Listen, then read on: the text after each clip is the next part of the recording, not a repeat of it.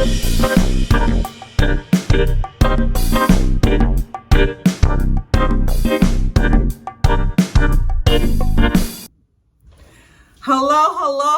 and welcome, you Bible scholar. That's you. We are Bible scholars. If this is your first time on my channel, welcome. My name is Taneza. I am the mother of 3 hardworking kids living in the heart of New York City. I, Taneza, also have a YouTube family, Taneza's Tribe, and all you have to do to be a member is to hit that button down below, the one that says subscribe. It would be awesome to have you. We are building a community here because we're on a journey together. We are reading through the Bible this year, you guys. It's my first time in my entire life reading the Bible. And it's kind of like sad to say it, but it's good because I'm finally doing it. And so I would love to have you along with the Bible scholars. It's a special group of Taneza's Tribe that are near and dear to my heart. All right, reading through the Bible, there's 3 posts, 3 reviews per week. We review between 4 and 6 chapters each review.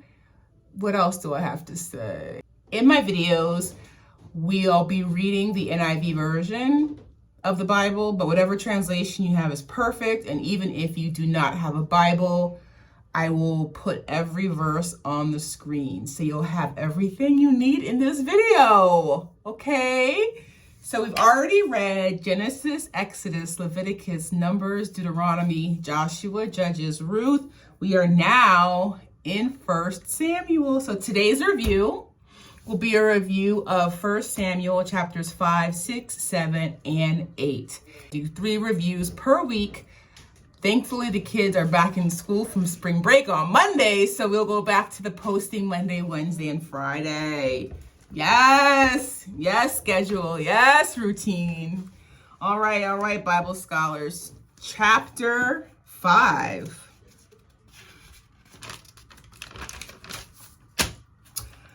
And thank you guys. Thank you for all the kind comments about Hannah's prayer.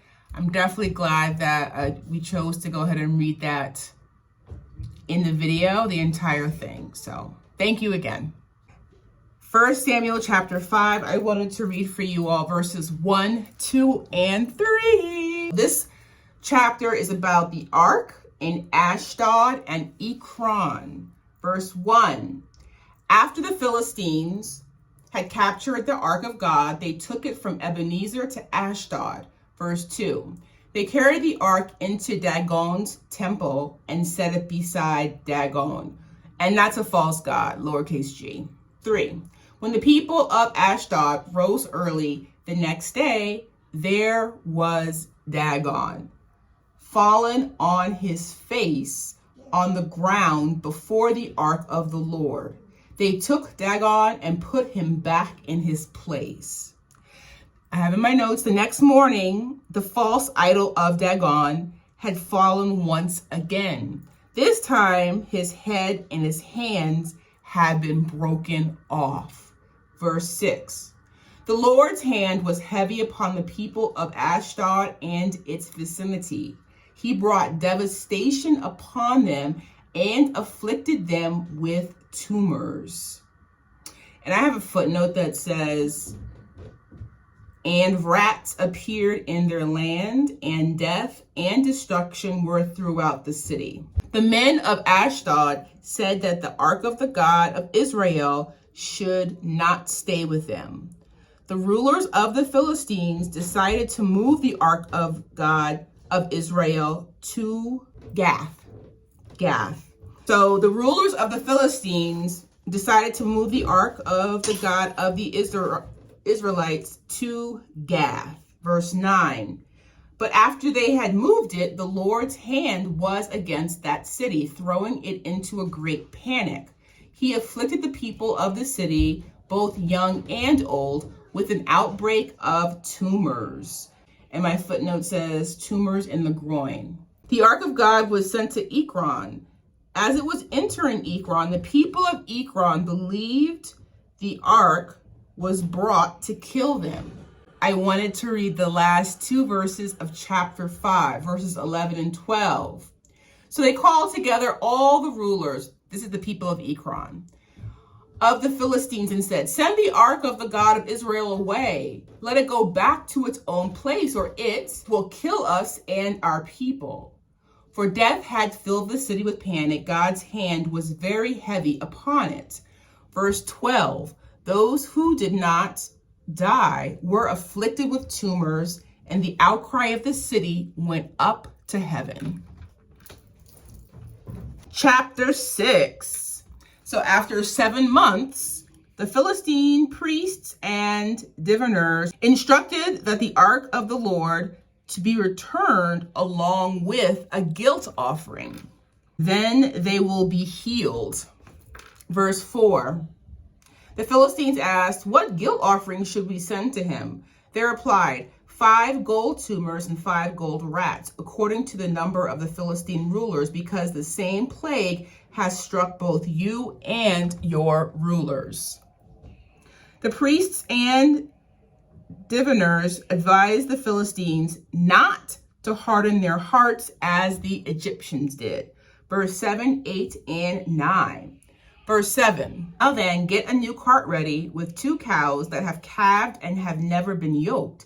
Hitch the cows to the cart, but take the calves away and pin them up. Verse 8, take the ark of the Lord, put it on the cart, and in a chest beside it, put the gold objects you are sending back to him as a guilt offering. Send it on its way. Verse 9, but keep watching it. If it goes up to its own territory toward Beth Shemesh, then the Lord has brought this great disaster on us.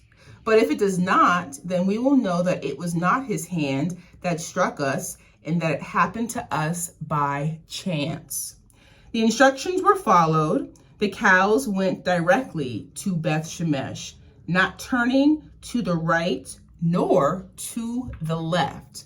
Verses 13 and 14. People of Beth Shemesh were harvesting their wheat in the valley. When they looked up and saw the ark, they rejoiced at the sight. Verse 14, the cart came to the field of Joshua of Beth Shemesh, and there it stopped beside a large rock.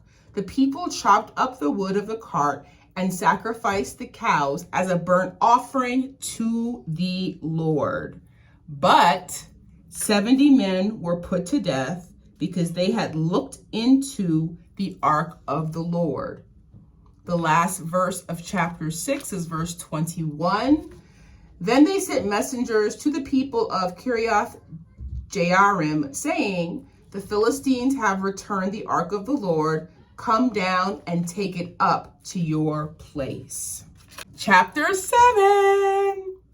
Verses 1 and 2, the men of Kiriath Jearim came and took up the ark of the Lord. They took it to Abinadab's house on the hill and consecrated Eleazar, his son, to guard the ark of the Lord. Verse 2, it was a long time, 20 years in all, that the ark remained at Kiriath Jearim, and all the people of Israel mourned and sought after the Lord. Samuel told the people of Israel that if they were returning to the Lord wholeheartedly, they had to get rid of their foreign gods, and only then would the Lord deliver the Israelites out of the Philistines' hands. Samuel instructed the Israelites to assemble at Mizpah, and he would intercede for them. Bible scholars, this reminded me so much of Moses. Moses was always interceding for the Israelites. That man, what a great man. I wanted to read for you all verses 7, 8, and 9 of chapter 7. When the Philistines heard that Israel had assembled at Mizpah, the rulers of the Philistines came up to attack them. When the Israelites heard of it, they were afraid because of the Philistines. Verse 8, they said to Samuel, do not Stop crying out to the Lord our God for us, that he may rescue us from the hand of the Philistines. Verse 9, then Samuel took a suckling lamb and offered it up as a whole burnt offering to the Lord. He cried out to the Lord on Israel's behalf, and the Lord answered him. During the sacrifice, the Philistines drew near to battle. That day, the second half of verse 10, the Lord thundered with loud thunder against the Philistines and threw them into such a panic that they were routed before the Israelites. Israel ran out of Mizpah, pursued the Philistines, killing them. Verses 12 and 13. Verse 12, then Samuel took a stone and set it up between Mizpah and Shen. He named it Ebenezer, means stone of help, saying, thus far has the Lord helped us. Verse 13, so the Philistines were subdued and did not invade Israelite territory again. Woo! God loves his people, loves his people. And it's a reminder too, Bible scholars, of the many chances God gives us to do the right thing, forgiving us, allowing us to try again. Chapter 8, let's read verses 1, 2, and 3. Israel asks for a king in this chapter. When Samuel grew old, he appointed his sons as judges for Israel. Verse 2, the name of his firstborn was Joel. The name of his second was Abijah, and they served at Beersheba. But his sons did not walk in his ways. They turned aside after dishonest gain and accepted bribes and perverted justice. So the elders of Israel, I have in my notes, they asked Samuel to appoint a king as other nations had. And I have in my notes, this is a reminder that when God is with you, you do not need to compare yourself to anyone else. When God is with you, you do not need to compare yourselves to anyone or anything else. This request displeased Samuel, but he did the right thing. He prayed. Verse 7. The Lord told him, speaking to Samuel, listen to all that the people are saying to you. It is not you they have rejected, but they have rejected me as their king. Lord tells Samuel to warn the Israelites about what the king will do. And I'm just going to read straight from the word, verses 11, 12, 13, 14, 15, 16, and 7. They're going to do a lot. They're about to do a lot. Ready? Verse 11. He said, this is what the king who will reign over you will do. He will take your sons and make them serve with his chariots and horses. They will run in front of his chariots.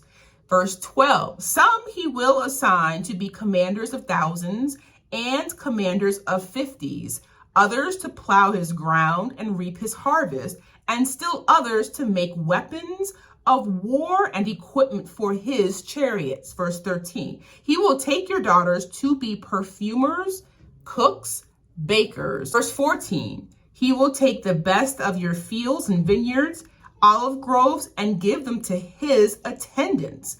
Verse 15, he will take a tenth of your grain, of your vintage, and give it to his officials and attendants. Verse 16, your men servants and maid servants, and the best of your cattle. And actually, this is not literal cattle as in animals, but it's Hebrew young men. So your men servants and maid servants and the best of your Hebrew young men and donkeys, he will take for his own use. Verse 17, he will take a tenth of your flocks, and you yourselves will become his slaves. The people refuse to listen to Samuel. They still want to be like other nations. And chapter 8 ends with verse 22. The Lord answered to Samuel, listen to them, give them a king. Then Samuel said to the men of Israel, everyone go back to his town. All right, Bible scholars, that concludes our review of chapters 5, 6, 7, and 8. As always, I love to read your comments. Any questions that you have, we can ask each other. I look forward to seeing you in our next review. Monday, we will be reviewing chapters 9, 10, 11, and 12 of the book of 1 Samuel. All right. This has been lovely. Thank you for tuning in. And of course, please feel free to share my videos with friends, family, co-workers, neighbors, everyone that you think could benefit from reading the word. It's so full of life, tribe. It's getting better and better. All right, I'll let you guys, I can talk forever, so I'm gonna let you guys go. Have an amazing rest of your weekend, and I'll see you in our next review. Bye for now, Bible scholars.